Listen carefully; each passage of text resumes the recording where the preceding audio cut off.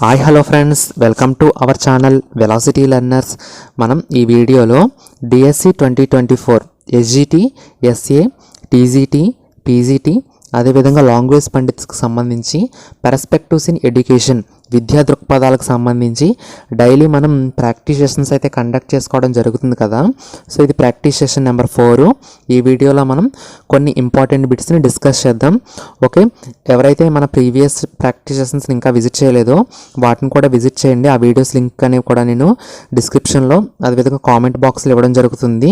Okay, ఎవరైతే మన ఛానల్ని మొదటిసారి విజిట్ చేస్తున్నారో తప్పనిసరిగా మన ఛానల్ని సబ్స్క్రైబ్ చేసుకోండి. ఈ వీడియో మీకు నచ్చినట్టయితే, కేవలం మీకు నచ్చితే మాత్రమే ఈ వీడియోని లైక్ చేసి మీ ఫ్రెండ్స్కి షేర్ చేయండి. అలాగే డిఎస్సి ఆస్పిరెంట్స్ కోసం ఒక టెలిగ్రామ్ ఛానల్ని క్రియేట్ చేయడం జరిగింది. సో ఆ టెలిగ్రామ్ ఛానల్ లింక్ అనేది కూడా నేను డిస్క్రిప్షన్లో ఇస్తున్నాను. అక్కడ నుంచి అందరూ కూడా టెలిగ్రామ్ ఛానల్లో కూడా జాయిన్ అవ్వండి. ఓకే, వీడియోలోకి అయితే వెళ్దాం.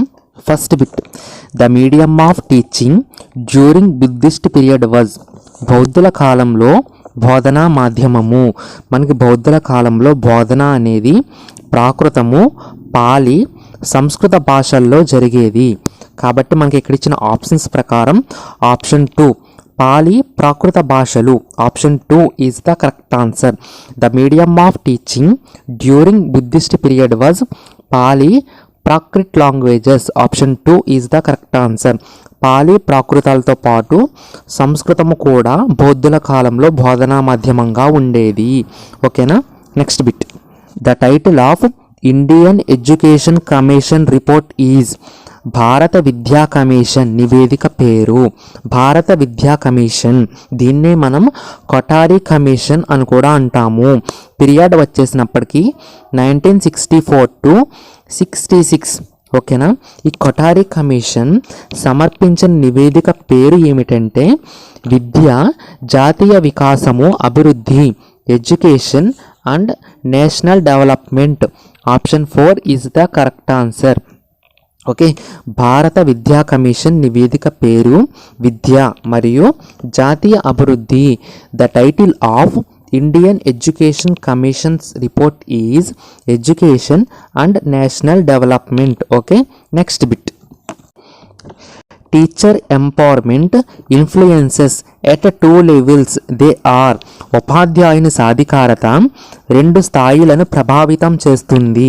అవి ఉపాధ్యాయుని సాధికారత అనేది ఉపాధ్యాయుని స్థాయి మరియు పాఠశాల స్థాయిని ప్రభావితం చేస్తుంది. So option 1 is the correct answer. Teacher empowerment influences at 2 levels. They are teacher level and school level. Option 1 is the correct answer. Next bit, statistical register of a school belongs to this category of register. పాఠశాల statistical register ఈ రకానికి చెందినది. So మనకి statistical register అనేది సాధారణ రకానికి చెందినది, general type. Okay, మనకి ఎడ్యుకేషనల్ విద్యా సంబంధిత రికార్డ్స్ అనేవి విద్యార్థులకు సంబంధించినవి మ్యాక్సిమం. ఓకేనా, అదేవిధంగా ఆర్థిక ఫైనాన్షియల్ టైప్ రిజిస్టర్స్ అన్నీ కూడా మనకి ఫైనాన్షియల్ రిలేటెడ్కి సంబంధించినవి. అదేవిధంగా ఉత్తర ప్రత్యుత్తరాలు, ఓకేనా, కరస్పాండెన్స్, ఇవి మనం పంపించిన లెటర్స్, మనకు వచ్చిన లెటర్స్కి సంబంధించిన రిజిస్టర్. సాధారణ రికార్డు జనరల్ టైప్ అంటే మ్యాక్సిమం ఆల్ స్టాఫ్ రిలేటెడ్ అన్నీ కూడా మనకి ఈ సాధారణ రకానికి చెందినవే, జనరల్ టైప్కి చెందినవే. ఓకేనా, స్టాఫ్ రిలేటెడ్ కాకుండా ఈ జనరల్ టైప్లోకి ఏమేమి వస్తాయంటే స్కూల్ క్యాలెండరు, అదేవిధంగా సెకండ్ వన్ వచ్చేసినప్పటికి budget book, next third one log book, visitors book, అదేవిధంగా స్టాటిస్టికల్ రిజిస్టర్, ప్రాపర్టీ బుక్. ఇవన్నీ కూడా మ్యాక్సిమం సాధారణ రికార్డు జనరల్ టైప్ రిజిస్టర్స్లోకి వస్తాయి. ఓకేనా, అర్థమైందా? చాలా చాలా ఇంపార్టెంట్ రికార్డ్స్ అండ్ రిజిస్టర్స్, బాగా చదువుకోండి. Okay, next bit, mid day meals scheme is under implementation in these schools. మధ్యాహ్న భోజన పథకం ఈ పాఠశాలల్లో అమలు చేయబడుతుంది. ఓకేనా, మధ్యాహ్న భోజన పథకం అనేది ప్రభుత్వ మరియు ఎయిడెడ్ పాఠశాలల్లో అమలు చేయబడుతుంది. Mid day meal scheme is under implementation in the schools అంటే government and aided schools. Option 1 is the correct answer. Next bit, numerically the biggest spoken Dravidian language is. ద్రావిడ భాషలలో అత్యధికులు మాట్లాడే భాష. ఓకేనా, ద్రావిడ భాషల్లో అత్యధికులు మాట్లాడే భాష తెలుగు భాష. Option 3 is the correct answer. Numerically the biggest spoken Dravidian language is Telugu. ద్రవిడ భాషల్లో అత్యధికులు మాట్లాడే భాష Telugu. Option 3 is the correct answer. Next bit. As per great philosopher Rousseau, inequalities are 2 types in human society. Those are. ప్రముఖ తత్వవేత్త Russo ప్రకారం మానవ సమాజంలో అసమానతలు 2 రకాలు. ఓకే, రూసో ప్రకారం మానవ సమాజంలో అసమానతలు ఎన్ని రకాలు అంటే 2 రకాలు. అవి ఏవి అంటే సహజ లేదా భౌతిక మరియు నైతిక లేదా కృత్రిమ. ఓకేనా, as per great philosopher Rousseau, inequalities are 2 types in human society. Those are natural or physical and moral or artificial. Option 1 is the correct answer. Next bit. In terms of status and rights, all humans are born freely and equally. This related to.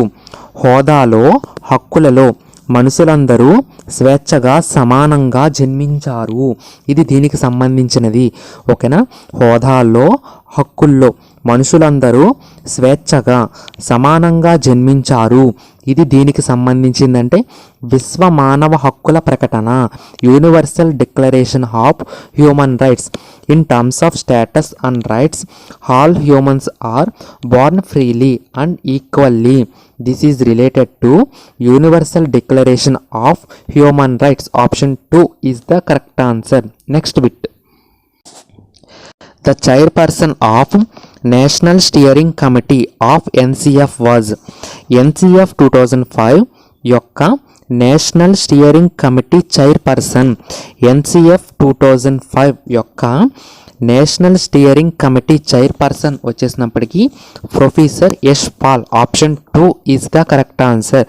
The chairperson of national steering committee of NCF 2005 was professor Yash Pal. Option 2 is the correct answer. NCF 2005 కమిటీలో సభ్యుల సంఖ్య ఎంత అంటే 34. సభ్యుల సంఖ్య 34. ఓకేనా, ఓకేనా. అధ్యక్షుడు ఎన్సిఎఫ్ 2005 సారథ్య సంఘానికి అధ్యక్షుడు అంటే Yash Pal. Okay, next bit. In Andhra Pradesh primary education project top priority was given to.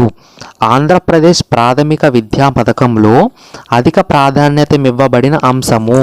So మనకి ప్రైమరీ ఎడ్యుకేషన్ ప్రాజెక్ట్లో ఎక్కువ ప్రియారిటీ ఇవ్వబడిన అంశం ఏంటంటే చైల్డ్ సెంటర్డ్ ఎడ్యుకేషన్, శిశు కేంద్రీకృత విద్య. Option 4 is the correct answer. ఓకేనా, ఇదండి ఈరోజు ప్రాక్టీస్ సెషన్. ఈ ప్రాక్టీస్ సెషన్ మీ అందరికీ నచ్చింది అనుకుంటున్నాను. ఈ వీడియో మీకు నచ్చినట్టయితే తప్పనిసరిగా లైక్ చేసి మీ ఫ్రెండ్స్కి షేర్ చేయండి. అందరికీ ఆల్ ద బెస్ట్ గైస్.